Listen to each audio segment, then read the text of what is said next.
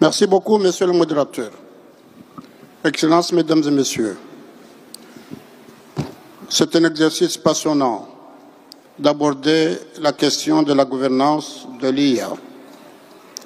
En effet, la croissance fulgurante de l'IA inquiète et fascine surtout à la fois.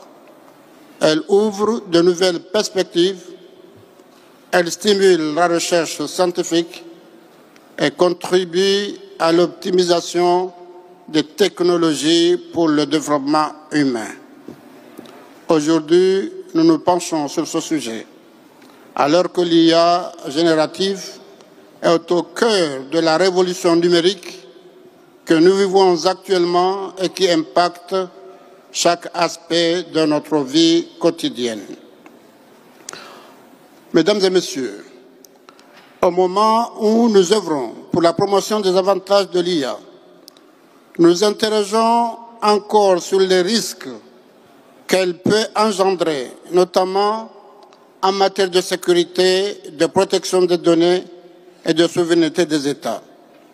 L'adoption du pacte pour l'avenir à New York en septembre 2024, incluant le pacte numérique mondial, marque une première étape vers la régularisation de l'IA, garantissant une utilisation éthique, équitable, dans un cadre multilatéral. Mesdames et Messieurs, je me réjouis ainsi que les acteurs privés et la société civile aient pu être hautement impliqués dans ce sommet, non pas en qualité d'observateurs, mais d'acteurs à part entière, et cela permettra de les associer pleinement à cette dynamique de gouvernance inclue. Les droits de l'homme, la justice sociale et la circulation transfrontalière des données sont au cœur de la gouvernance de l'IA et des technologies. Nous devons ainsi réfléchir et agir pour garantir à la fois le progrès et le bien commun pour tous. Dans nos pays, nous assistons chaque jour à la fracture numérique. Ce sont essentiellement quelques puissances et groupes qui tirent avantage de l'IA, accentuant ainsi les inégalités technologiques et économiques. Ainsi, dans le contexte de l'ordre mondial actuel, les pays du Sud en général et le continent africain en particulier demandent une gouvernance de l'IA véritablement inclusive.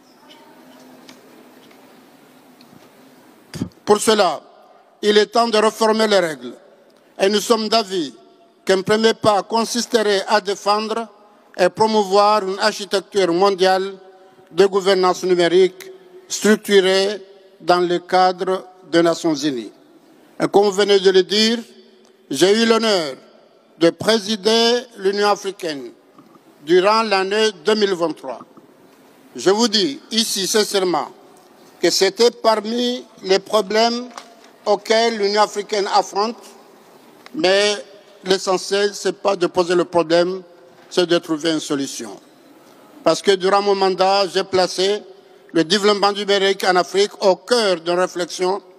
L'Alliance Smart Africa, qui œuvre sur la gouvernance de l'intelligence artificielle et le développement des technologies en général, est un bel exemple concret. De nombreux pays africains construisent des bases de données de grande envergure, big data, pour assurer une source d'intelligence artificielle propre à l'Afrique et pourquoi pas au monde. Avant de terminer, pour vous remercier, l'intelligence artificielle, il n'y a pas de débat par rapport aux conséquences positives dont attend le monde. Mais nous devons faire attention qu'on gère l'IA, mais que ce ne soit pas l'IA qui nous gère, parce que tout le monde en sait les conséquences. Encore une fois, Monsieur le modérateur, je vous remercie de me donner la parole. Merci beaucoup de m'avoir écouté. Merci, Monsieur le Président.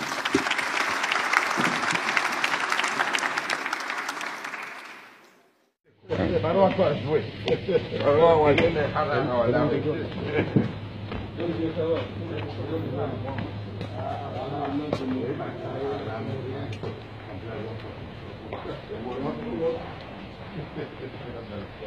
a quand même là qui déranger. Faut le déranger.